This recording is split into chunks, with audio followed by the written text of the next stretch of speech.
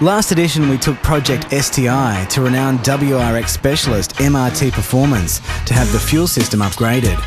The first stage was to replace the standard Subaru fuel rails with MRT's anodised billet aluminium versions. And this month, we look at the installation of the MRT spec fuel pump and in-tank anti-surge device.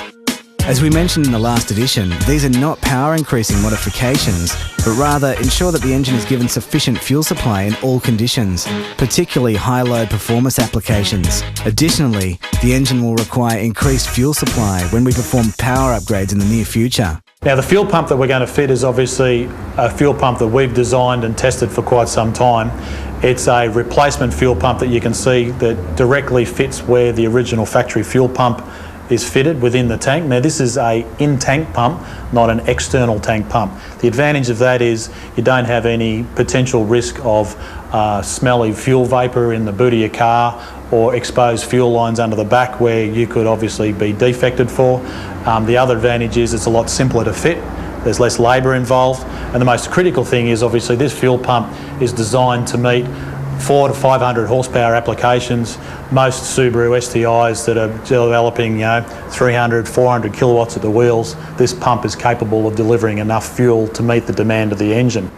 The last thing that we're actually fitting in this car is obviously specifically designed for anti-surge applications when Project STI is obviously being used on the track. We've got the original factory anti-surge device, the location of the fuel pump, and obviously your fuel gauge sender that floats on the top of the fuel to tell you how much fuel you got in the tank. When your car's running, obviously the fuel's sloshing backwards and forwards this way. When you're going around corners, it's going this way. What happens is obviously the fuel is drawn through the anti-surge device inside this small box through a pre-filter, up through the fuel pump under pressure and out through here to the engine. It then comes back down through here, whereby it draws the fuel from the other side of the tank across, because remember it's a hump tank so it's not all level, through here into the anti-surge device where the recycled fuel from the unburnt use of the engine obviously mixes with the existing fuel in the tank and the surge pot and then gets drawn back up into the system again. What this component does is recirculate the return fuel, or stores almost an amount of fuel around the inlet to the fuel pump, so when the fuel pump is sucking out of the tank, it doesn't have to rely on the sloshing of the fuel in the tank, and it can supply it immediately when the injectors need it.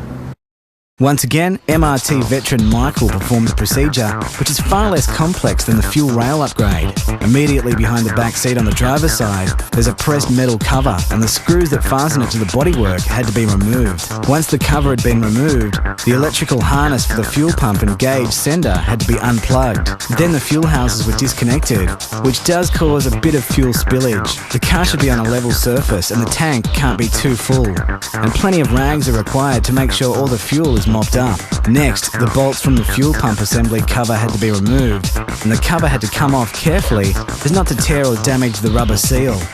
Then came the tricky part.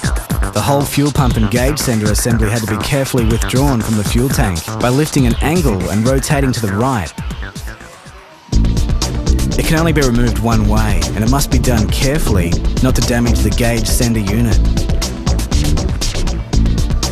The assembly had to be put on a clean workbench and the positive and negative wires to the fuel pump unplugged. Then the fuel pump had to be disconnected from the flexible fuel hose. At this point, the MRT anti-surge fuel kit was fitted into the tank by bolting it to the leg assembly on the factory fuel pump mount. When fitting the MRT spec fuel pump, the location of the pre-filter had to be noted to ensure the new pump was positioned in the same place as the factory pump. It's a tight squeeze to get the assembly back into the tank, but it fits like a glove. After this, the removal process was reversed, with Michael ensuring the seal for the cover of the fuel tank assembly was properly seated in the correct position to avoid fuel leakage.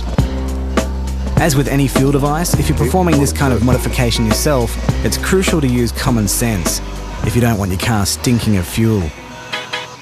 Stay tuned for more mods from MRT.